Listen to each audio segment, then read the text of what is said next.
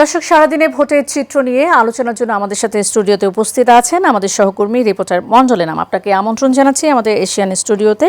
আপনি তো সারাদিন ভোটের মাঠে ছিলেন এবং খবরাখবর বিশেষ করে ঢাকার আশপাশে গাজীপুর কালিয়াকৈর এলাকায় ছিলেন এবং আশপাশের এলাকার ভোটের খবরাখবর সংগ্রহ করছিলেন। সকাল থেকে আপনাকে দেখেছি আমরা, আপনি আমাদের সাহায্য করছিলেন বিভিন্ন রকম তথ্য দিয়ে।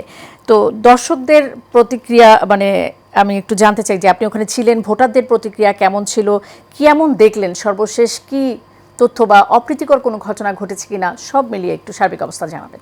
ধন্যবাদ আপনাকে।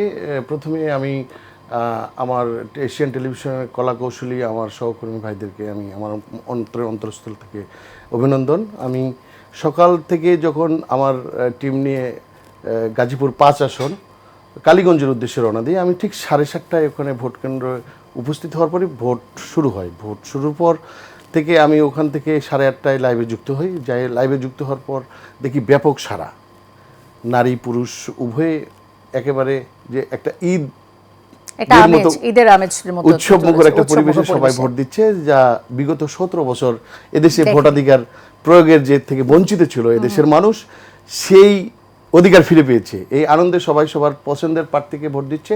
আমরা লক্ষ্য করেছি এখানে কোনো অনাকাঙ্ক্ষিত কোনো ঘটনা ঘটে নাই। তবে সকাল 10টার দিকে এখানে একটা প্রাইমারি স্কুল, এখানে এই ব্যালট পেপারে সিল মারার 2টা সিল হারিয়ে গিয়েছিল। পরে অনেক খোঁজাখুঁজির পর প্রিজাইডিং অফিসারকে আমি জিজ্ঞেস করার পরে এখান থেকে পরে প্রশাসনের খবরদারিতে তারা ওটা উদ্ধার করে দেয়, পাওয়া গেছে। আচ্ছা, আরেকটা ছোট্ট বিষয় আমি একটু জানতে চাই। 17 বছর পরে ভোট অনেকেই বলছে দিতে পেরেছে, অনেকে পুরনো ভোটার হয়েছেন কিন্তু ভোট এবারই প্রথম দিতে পেরেছিলেন। তাদের সাথে আপনার কথা হয়েছিল কিনা, তাদের প্রতিক্রিয়া কেমন ছিল? আসলে যারা 17 বছরের আগে ভোটার হয়েও যারা ভোট দেয় নাই, আসলে এদেশে তো এর আগে ভোট হয় নাই। আসলে অনেক দামি দামি ভোট হয়েছে। দেখা গেছে যে দিনের ভোট রাতেই নিয়ে নিয়েছে। বিগত সরকার এরকম কার্যক্রম চালিয়ে তারা ক্ষমতায় আসলে। আচ্ছা, কোনো ভয়ভীতির ঘটনা ছিল এলাকায় বা আজকে এরকম কোনো সংখ্যা ছিল না তেমন।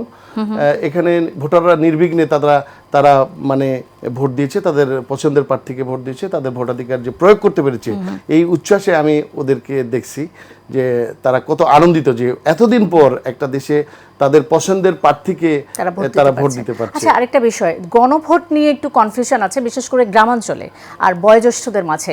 আপনার যে এলাকাগুলোতে দায়িত্ব করছিলেন সেখানে এই কনফিউশনগুলো আসলে ক্লিয়ার করা হয়েছে?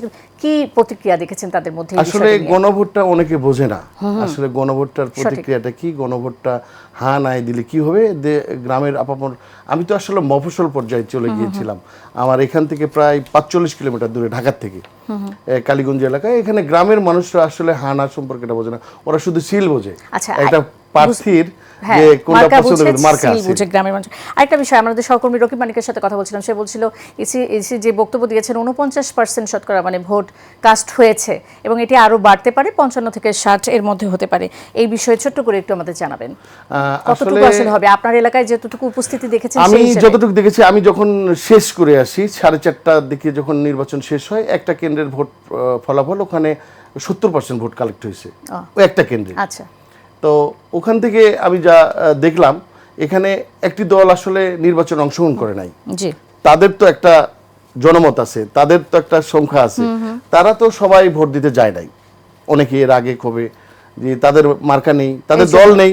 আচ্ছা, এই সুবাদে হয়তো একটু পার্সেন্টেজটা কম হয়েছে। আচ্ছা জি, অসংখ্য ধন্যবাদ মনোরঞ্জন নামা আমাদের স্টুডিওতে আসবার জন্য। আপনি আশা করি থাকবেন, ক্লান্ত হবেন না। পরবর্তীতে আমরা আবারও আপনার সাথে যোগাযোগ করব।